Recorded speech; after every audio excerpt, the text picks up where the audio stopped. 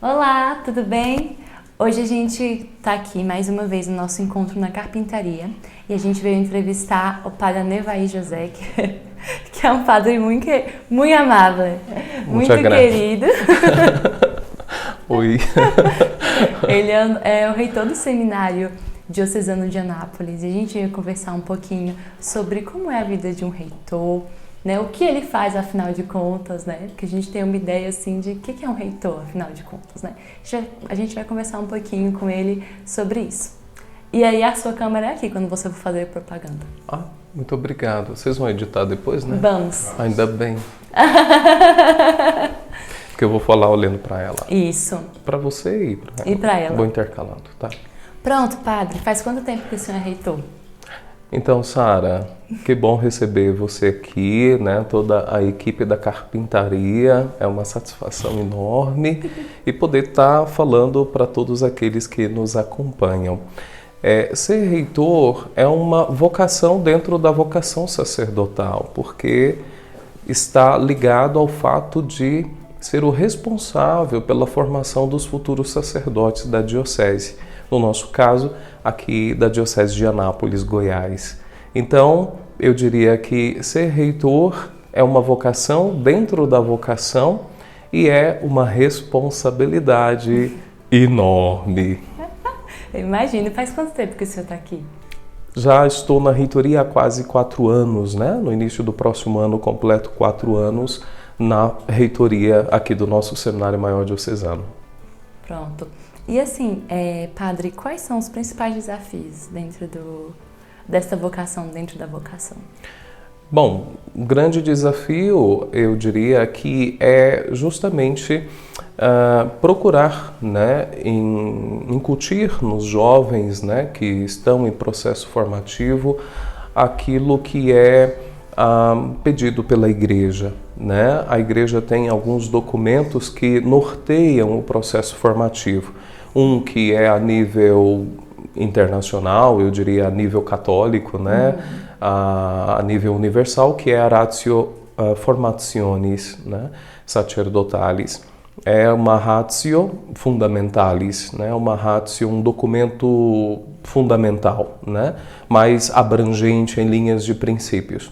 Depois nós temos um outro documento que nós chamamos de Ratio Nationalis, que é as diretrizes da CNBB para a formação dos presbíteros na Igreja do Brasil, documento atual 110, né? E depois a gente tem um próprio projeto pedagógico ou também plano formativo da instituição do seminário. A Ratio Nationalis, estas diretrizes a que me referi, dão linhas de orientação para a formação de acordo com a Ratio Fundamentalis, mas a nível de Brasil. E aquela do próprio seminário a nível regional, a nível local, portanto a nível diocesano, né?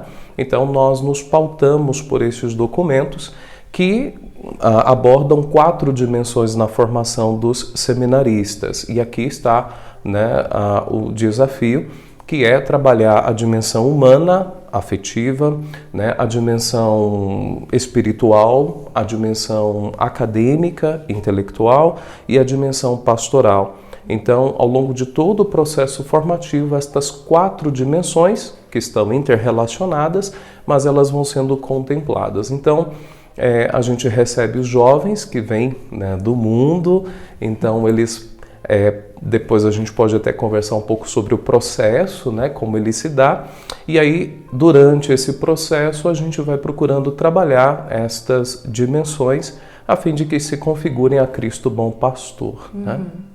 Essa é a vocação principal do diocesano, né? Se configurar a Cristo bom pastor. E isso, a espiritualidade própria do sacerdote diocesano é esta, né? Ser Cristo bom pastor no meio das ovelhas. É interessante, a gente acabou de voltar, né? A gente acabou de ter uma entrevista com sacerdotes religiosos, ou aqueles que não estão em formação para sacerdotes religiosos. A gente vê que tem essa diferença mesmo. E assim, quanto ao discernimento vocacional desses jovens, como é que se dá? A gente conversava também com os irmãos da outra vez, que às vezes existem jovens que passam a vida inteira em discernimento vocacional, né? E tudo isso. Como se dá esse discernimento vocacional? E como é que o senhor acha que que pode facilitar também que os jovens possam escutar a voz de Deus e atender esse chamado? Essa pergunta é importantíssima, porque todo processo formativo é um processo de discernimento, né, Sara? Enquanto o bispo não impuser as mãos, né, e rezar a oração consecratória, né, digamos assim, a pessoa ainda está no processo de discernimento, né? Inicialmente, é importante que a própria pessoa tenha uma vida espiritual, né? Esteja inserida na vida da paróquia, esteja em contato com o pároco, né? Que, se possivelmente, faça uma direção espiritual, né? E assim por diante. Depois ela começa a frequentar os encontros vocacionais. Aqui na Diocese nós temos mensalmente, inclusive agora à tarde está acontecendo né? Um encontro vocacional, onde os jovens recebem, né, formações e informações sobre o processo do discernimento, né, e a própria vocação, né? Além de termos encontros também, né, ao longo do ano sobre vocação, né? E nesses encontros são abordadas todas as vocações, não só a sacerdotal, mas a vocação à vida religiosa, vocação à vida matrimonial, por exemplo, a vida consagrada, né, e assim por diante. Depois de terminado esse percurso de, eu diria, discernimento inicial, né, pelos encontros vocacionais, se o jovem então ingressa no seminário, ele vai ter pelo menos aí 8 anos, né, nas etapas seguintes, trabalhando este processo de discernimento, auxiliado pelo diretor espiritual do seminário, pelo acompanhamento terapêutico que também se dá e pelos formadores que nós chamamos do foro externo, que são o reitor, vice-reitor e outros sacerdotes que cuidam da disciplina da casa, né, e de outras atribuições. Então, esse jovem, ele vai tendo a sua vida espiritual e também o apoio, né, de sacerdotes, profissionais, para ajudá-lo no seu discernimento. Agora que a gente já falou sobre isso, como se dá o processo formativo? Bom, o jovem, depois que ele fez o acompanhamento vocacional, admitido no seminário, ele ingressa no ano que nós chamamos de propedêutico, que nada mais é do que preparação, uma preparação para ingresso na outra etapa seguinte, que é o discipulado, né? Este ano propedêutico é o momento em que o jovem que terminou o ensino médio, ingressou no seminário, ele vai fazer essa passagem da vida que tinha no mundo, né? No seio da família, aqueles que já trabalhavam aqui também, né, do trabalho e assim por diante. E ele vai então sendo introduzido na vida de seminário, né? Até que depois de findado esse ano, caso discirna ainda ser a sua vocação sacerdócio, ele vai ser admitido na etapa seguinte, que nós chamamos de discipulado. E aí começa o seminário maior propriamente dito. Ele vai ter 3 anos no discipulado, né, para continuar o seu processo formativo. Nesse ano introdutório, nesse ano de preparação, se trabalha muito a dimensão humana e espiritual. Agora, nos 3 anos seguintes, que é o discipulado, se continua trabalhando a dimensão humana, a espiritual, né? Mas já se coloca ênfase também na acadêmica, né? E ao final do discipulado, a dimensão pastoral também é salientada, né? Porque ao final do discipulado, ou seja, 3 anos, eles estudam filosofia durante esse período, eles já estão quase com um pé na próxima etapa, que nós chamamos de configuração. E aí serão 4 anos, né, de formação, né, e estudando teologia. E neste período a formação se concentra mais na dimensão pastoral, não esquecendo as outras. Mas por quê? É preciso que o seminarista deixe que no seu coração se forme o coração de Cristo, né? Que pulse no seu coração os sentimentos de Cristo Jesus, bom pastor, a fim de ser capaz de entregar toda a sua vida sem reservas pela glória de Deus, pela salvação das almas, né? Pelo bem do povo de Deus. Enquanto o senhor falava, eu pensava também nas situações dos jovens que se sentem chamados para a vocação sacerdotal e por algum motivo não podem ingressar ainda, né? Seja por questões familiares ou então por estarem terminando algum curso. E a gente vê algumas realidades dessas assim na igreja e a gente vê também que, pelo menos eu já vi algumas vezes, que isso gera um pouco de angústia, né? No jovem, essa espera de poder, enfim, realizar a sua vocação dentro do seminário. O que o senhor diria para esses jovens enquanto eles têm que passar por essas provações, por assim dizer? De fato, se é uma vocação, né, ele vai encontrar de Deus, né, o auxílio para esperar. Este próprio tempo de espera também pode ser sinal da providência divina para, de fato, resolver certas coisas, certas situações, seja a nível de família, de trabalho ou até do ponto de vista pessoal mesmo, né, para ingressar no seminário. Então, enquanto esse jovem aguarda, né, o ingresso no seminário, ele não vai deixar de ter sua vida espiritual, não deve deixar de procurar uma direção espiritual, a vida sacramental da confissão, da comunhão, portanto, a participação da Santa Missa, a leitura, reflexão, meditação da Palavra de Deus, pelo menos se espera que não, né? Ainda mais tendo-se em vista ser vocacionado. Entendi. Pronto, então agora que a gente finalizou esse processo formativo e tal, vamos falar um pouquinho mais sobre o que é ser um reitor, mas antes da gente chegar nesse ponto, eu acho interessante algo que eu já até conversei em algumas outras entrevistas, que eu escutei do meu pároco uma vez, que na igreja às vezes as pessoas dividem as pessoas entre homens, mulheres e padres, né? E aí, por exemplo, os homens podem ajudar a arrumar as cadeiras. Não, ele não pode porque ele é padre, né? Como se fosse... mas ele não é homem. Então, aproveitando esse gancho, né? Sobre quem é o Anevair? Bom, Anevair é filho de Deus, é um homem, né? Nascido no seio de uma família e que tem uma história humana, né? Contudo, nessa história humana entra o chamado de Deus, né, que o elege sem mérito dele, né, porque não é mérito algum da minha parte, e portanto o conduz para, né, o chama para o seguimento do Senhor, um seguimento mais próximo, mas que não elimina a humanidade do Anevair, né? O padre Anevair, antes de ser padre, é Anevair. Por isso é muito boa a sua pergunta, que tem seus sentimentos, né, suas emoções, que tem seus ideais, que tem suas alegrias, que tem suas tristezas, né, que tem suas aspirações, né? E, enfim, bom, o Anevair é pessoa, né? Uma pessoa amada por Deus, um filho de Deus, mas que não deixa de ser pessoa e que, portanto, digamos, não se vê melhor do que ninguém, né? Pelo contrário, procura, e pelo menos deveria, estar a serviço, né, das outras pessoas, né, dos demais. Aproveitando a sua resposta, né? Você disse que o Anevair é um filho de Deus. E como é que é ser um filho de Deus e cuidar de outros filhos que serão pais também? E aí a gente entra próprio naquilo que é próprio do ser padre e ainda mais reitor, né?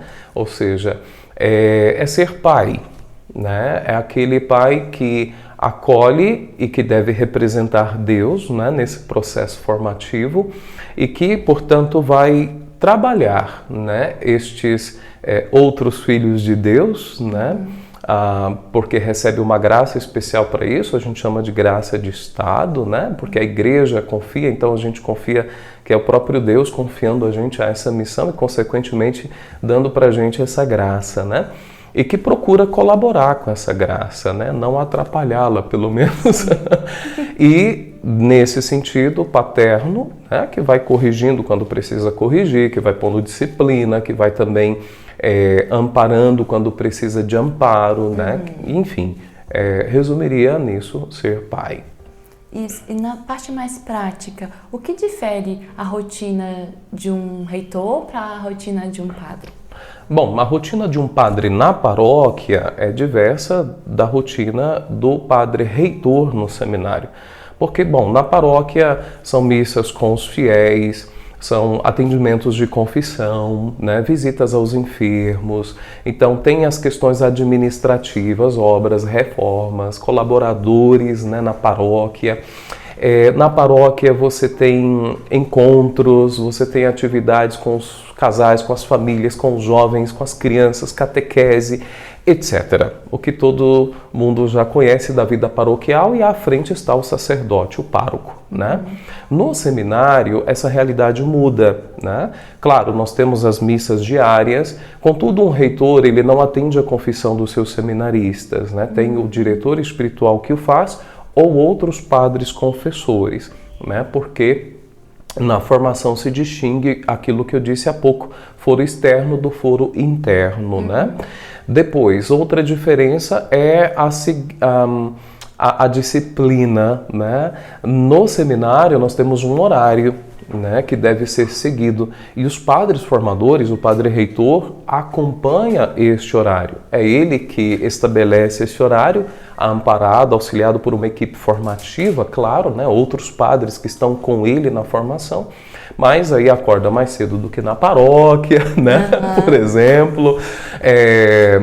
Tem também horário de estudo, tem um horário das orações, né, com os seminaristas, horário da recreação, horário do esporte com os seminaristas. Eu, por exemplo, jogo bola com os seminaristas, às vezes quando dá e o horário permite, também vou pedalar, né, e assim por diante, quer dizer... E aqui na vida de seminário a gente tem também, além disso, né, as formações que a gente tem que estar preparando para os seminaristas e, sobretudo, acompanhar, além das etapas que eu disse há pouco, né, formativas, cada um individualmente, com colóquios frequentes, né? Ou seja, um acompanhamento individual, um acompanhamento personalizado, né, com cada seminarista, né? E isso regularmente. Então isso demanda uma atenção muito mais personalizada, né? O que na paróquia, claro, já é um tanto mais difícil porque o número de fiéis é grande, né? E as outras atribuições também tomam mais tempo. Além disso, ainda também tenho que encontrar um tempo para dar aula, né, e preparar essas aulas e assim por diante. Então, Deus vai nos amparando, né?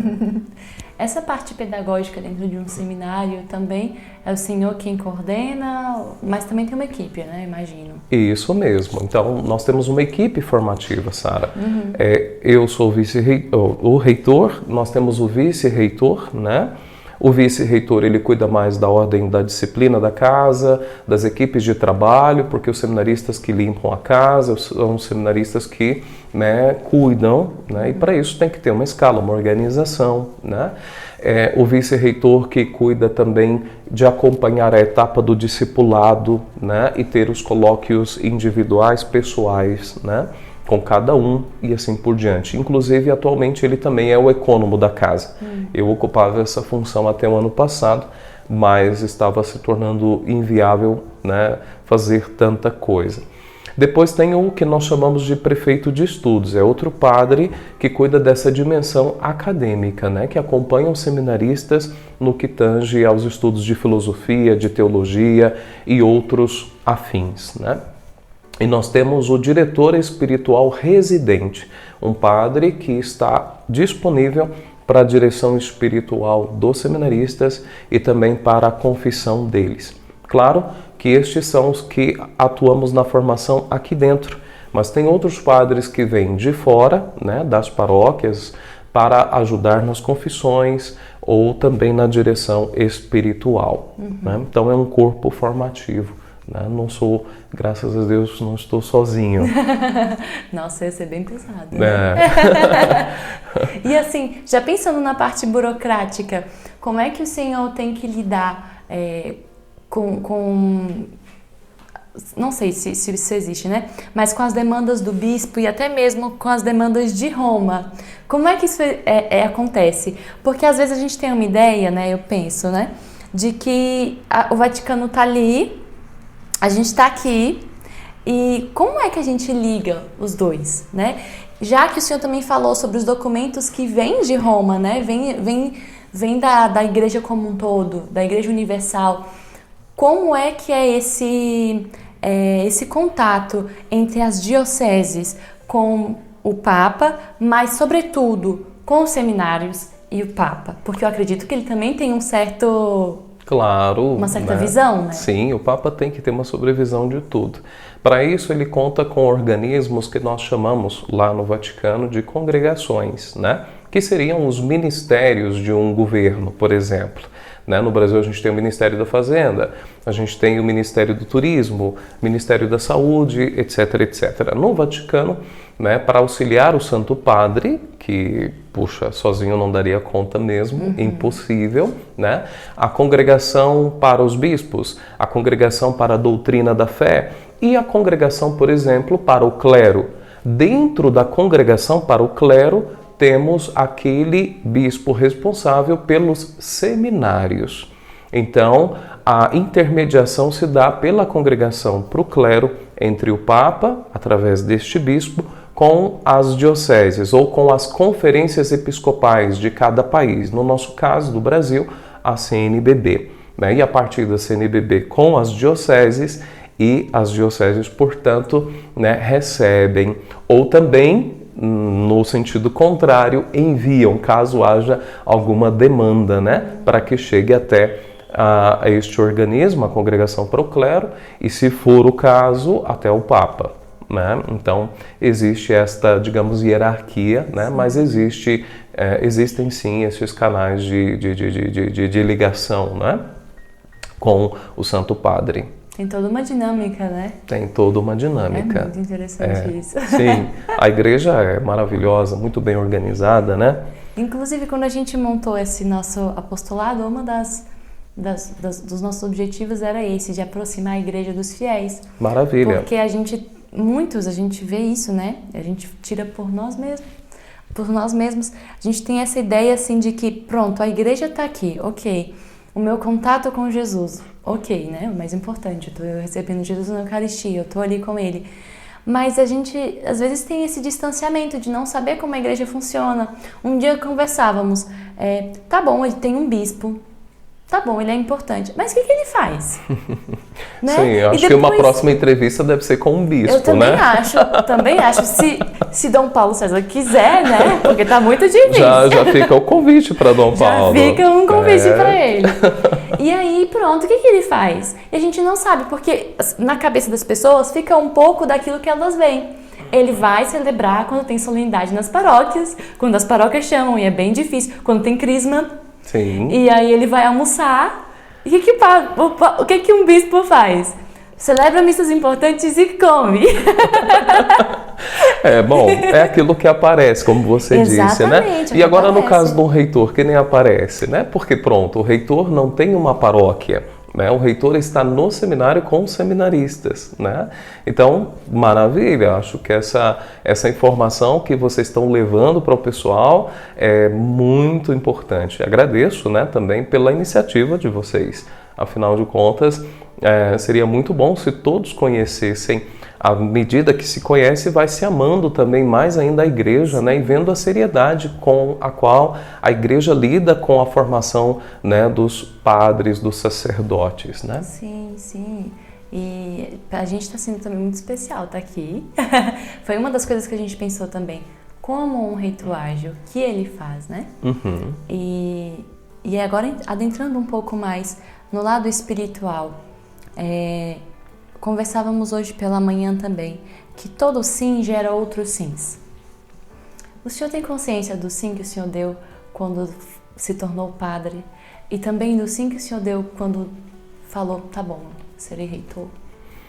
Pois é, Deus sempre nos surpreende, né? E o que Ele prepara para a gente é muito maior do que aquilo que a gente espera. Primeiro, eu nunca pensei em ser reitor, né?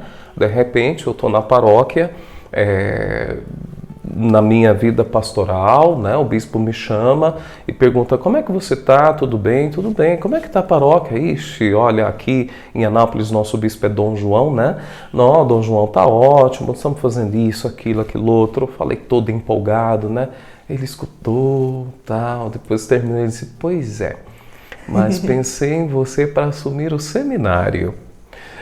Ainda bem que eu estava sentado, porque eu sei digamos, pelo menos em parte, da responsabilidade que isso implica, né? Porque, sobretudo no dia da ordenação presbiteral, o bispo pergunta, né, se aquele candidato é digno.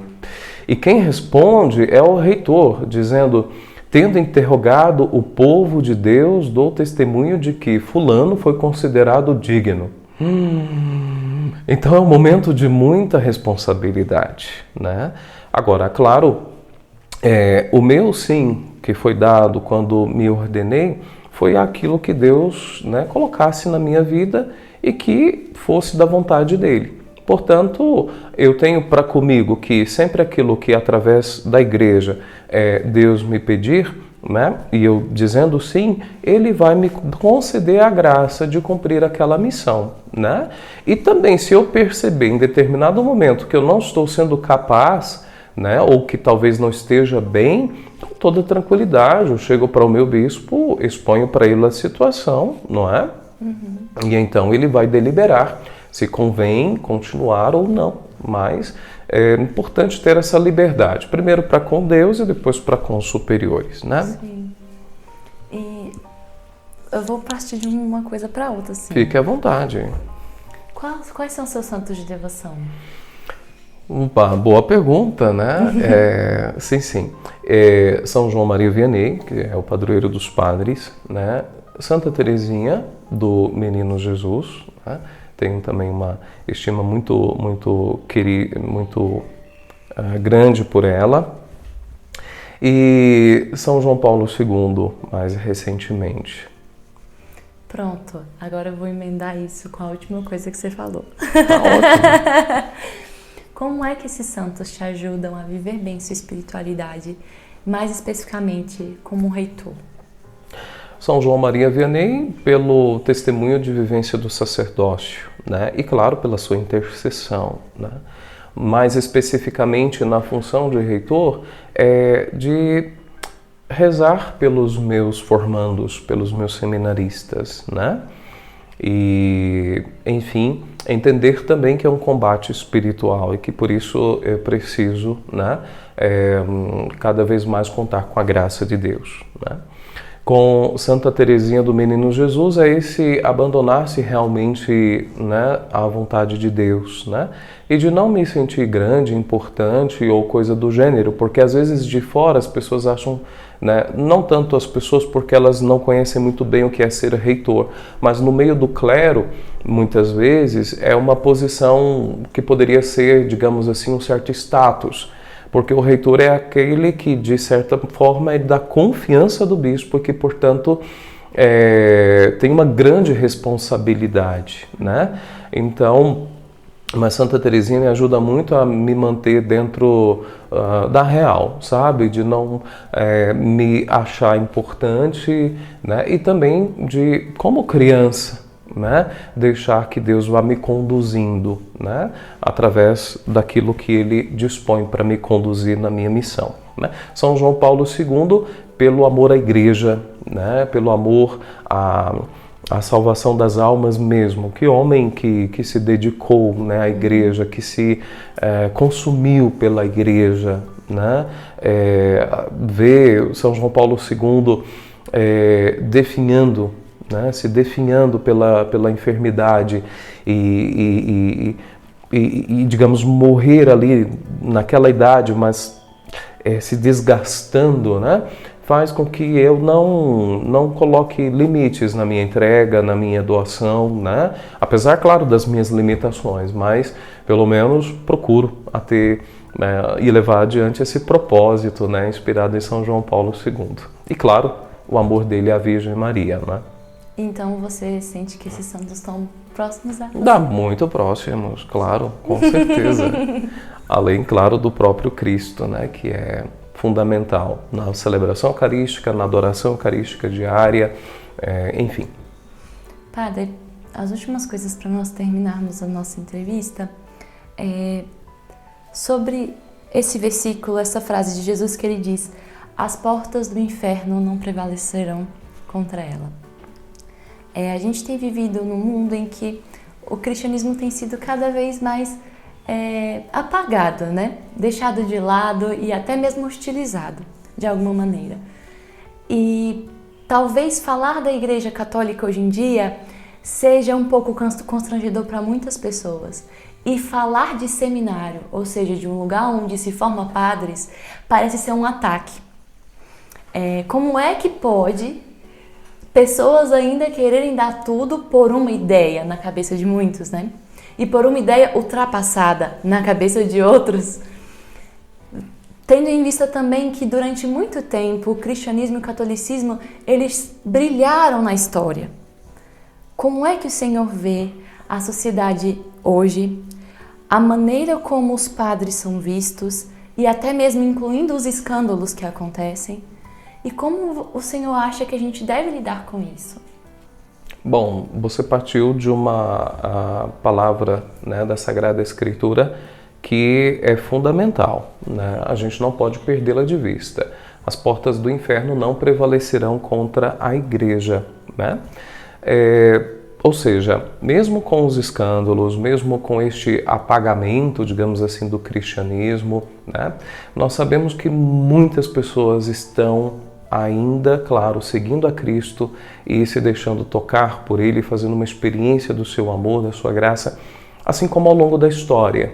A igreja teve momentos na história também que, humanamente considerados, né, não existiria mais, né, seria o seu fim. E ela continuou, né, e ela vai continuar, né.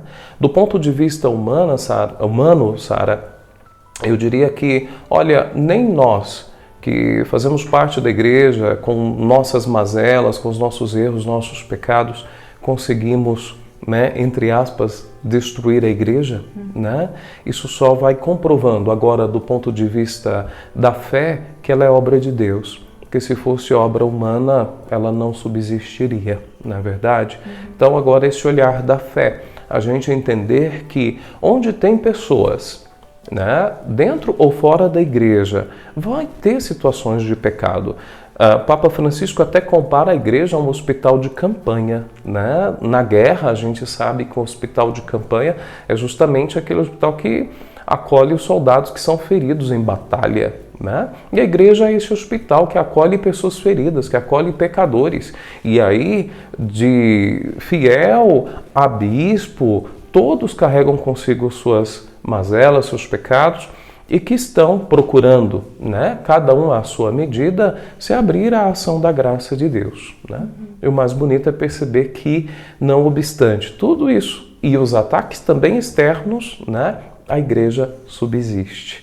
Então, assim, é muito importante, diante da sociedade de hoje, vivermos com serenidade a nossa fé, procurando dar testemunho, procurando dialogar também com essa sociedade. Hoje, cada vez mais, a igreja tem se aberto, né, abrido ao diálogo, né, com a sociedade e, como o Papa Francisco tem feito, não tem tido vergonha também de reconhecer aquilo que não está certo, né, e que precisa ser mudado.